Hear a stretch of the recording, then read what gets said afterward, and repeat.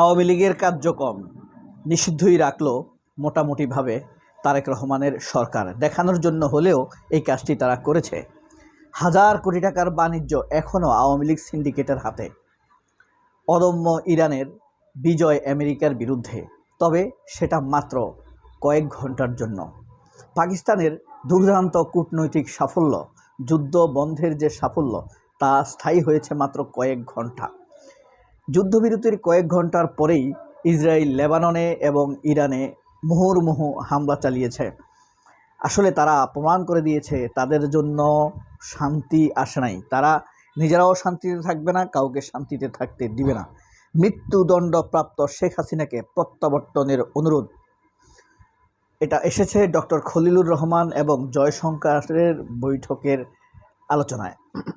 আমরা কি মনে করব শেখ হাসিনাকে প্রত্যাবর্তনের জন্য ভারতের চাপ বিএনপি সরকার অর্থাৎ তারেক রহমান মেনে নেবে?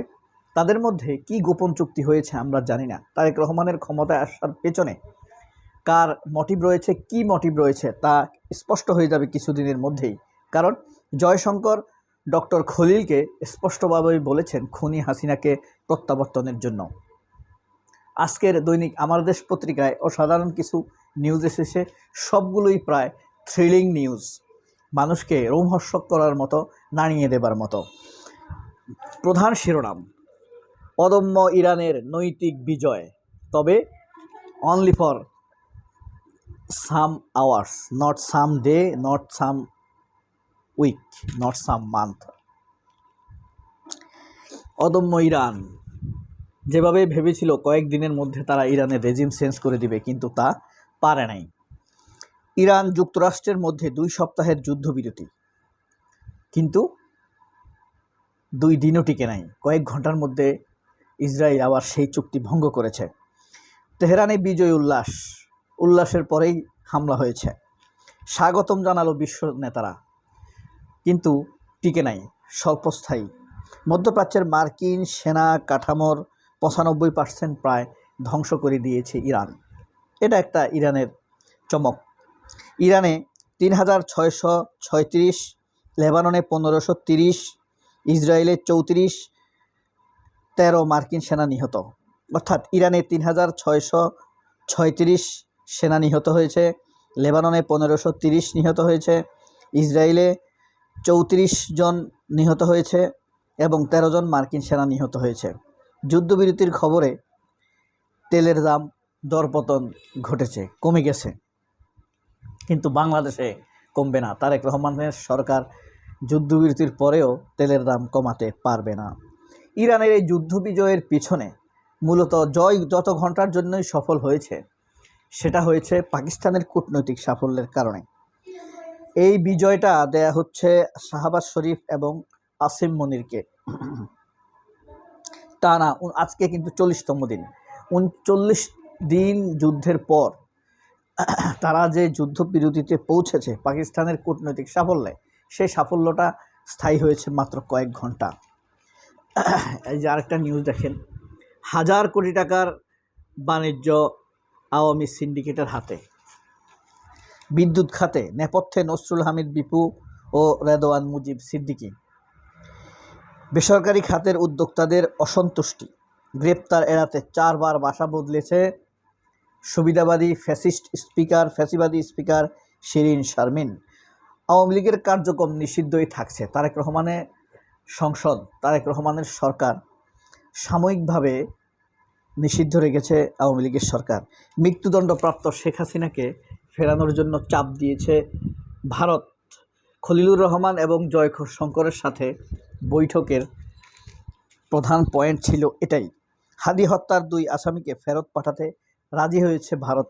তবে কোন নাটক মঞ্চস্থ করার পর, তাদেরকে পাঠানোর পর কোন নাটক মঞ্চস্থ করবে তা এখন স্পষ্ট নয়। ঘনিষ্ঠ যোগাযোগ বজায় রাখতে একমত 2 দেশ। পররাষ্ট্রমন্ত্রী সফরের মধ্যেই সীমান্তে আরেক বাংলাদেশিকে হত্যা।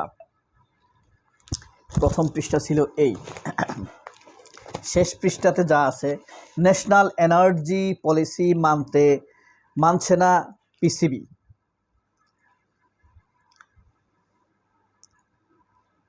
বিপিসি 60 দিনের মজুতের নিয়ম থাকলেও তা বাস্তবায়ন হচ্ছে না। মধ্যপ্রাচ্যে উত্তেজনায় ভাঙছে জ্বালানি চেইন, প্রতিদিন জাহাজ এলেও কাটছে না তেলের সংকট, বিকল্প উৎসের তেল পাওয়া নিয়ে শঙ্কা। হামে মৃত্যু 150 ছাড়ালো, শিক্ষা খাতে বিজেপির 5% বরাদ্দ হবে, সংরক্ষিত নারী আসনের ভোট 12ই মে। অক্টেনের পর এলপিজি সংকট, 30% স্টেশন বন্ধ। যারা জুলাই বিপ্লবের প্রথম শহীদ আবু সাইদ হত্যার রায় হবে আজকে আমাদের জুলাই শহীদ আবু সাইদের হত্যার রায় ঘোষণা হবে। ত্রয়োদশ বাতিল এবং গণভোট অস্বীকারের রাজনীতি বিষয়ে বুধবার জাতীয় প্রেস ক্লাবে এনসিপির গোলটেবিল বৈঠক অনুষ্ঠিত হয়। যুক্তরাষ্ট্রের সড়ক দুর্ঘটনায় 3 বাংলাদেশি নিহত। জুলাই সনদ গণভোট নিয়ে খোঁড়া যুক্তি দেওয়া হচ্ছে এনসিপির সভায় বদিউল আলম মজুমদার। আর সংসদে নাহিদ ইসলাম বলেছে, সরকার তালবাহানা করছে, কোনো রকম তালবাহানা মানা হবে না। জুলাই সনদ পূর্ণরূপে বাস্তবায়ন করতে হবে, এটা গণরায়ের প্রতি সম্মান, হ্যাঁ ভোটের প্রতি সম্মান। ভিসা আবেদনের ক্ষেত্রে বাংলাদেশিদের সতর্ক করল পশ্চিমা 13 দেশ। এবার আমরা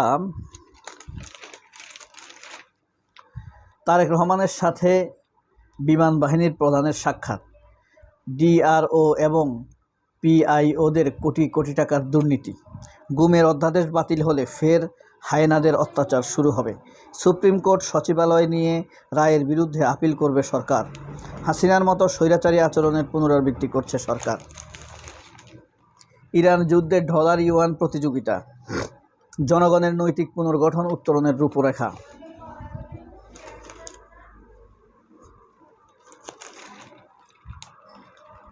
চীনের সঙ্গে সম্পর্ক স্বাভাবিক করতে চাচ্ছে ট্রাম্প, হরমুজ চ্যালেঞ্জের মুখে ডলার হেজিমনি, আন্তর্জাতিক বাজারে মুদ্রাকে হাতিয়ার বানিয়েছে ওয়াশিংটন, চীনা মুদ্রা ইউয়ানকে বিকল্প হিসাবে প্রতিষ্ঠার চেষ্টা, ইরানের নতুন অর্থনৈতিক কৌশল হবে জলপথ, প্রেসিডেন্ট ট্রাম্প বিশ্বের আগুন ধরিয়ে দিয়েছেন, স্পেনের প্রধানমন্ত্রীর মন্তব্য। ইরান আমেরিকা ইসরায়েলের যুদ্ধে স্পেন খুব স্পষ্ট ভূমিকা রেখেছে, উত্তেজনা না কমলেও চীনের বৈঠকে উপকারী বলল কাবুল। মোহর আলী এবং বাংলার ইতিহাসের পুনর্গঠন, বৈশাখী উৎসবে বাংলার নারী, রেভারলি তত্ত্বের আলোচনা, জ্বালানি ও স্বর্ণের দাম কমেছে, বেড়েছে শেয়ারের, ইরান যুদ্ধ দীর্ঘ ছুটির প্রভাবে অর্থনীতিতে গতি কমেছে, প্রাইম ব্যাংকের এমডি হলেন জিয়াউর রহমান, মূল্যস্ফীতি ও রিজার্ভের চাপে আশঙ্কা বাংলাদেশ ব্যাংকের, ইসলামী ব্যাংকের ব্যবসায়ী উন্নয়ন সম্মেলন অনুষ্ঠিত, গাজা ইসরায়েলি ড্রোন হামলায় আল জাজিরার সাংবাদিক নিহত। এখানে আল জাজিরার সাংবাদিকদের কোনো নিরাপত্তাই নাই দেখা যাচ্ছে। এই ছিল আজকের দৈনিক আমার দেশ। সবাই অনেক ভালো থাকবেন। আল্লাহ হাফেজ। আসসালামু আলাইকুম।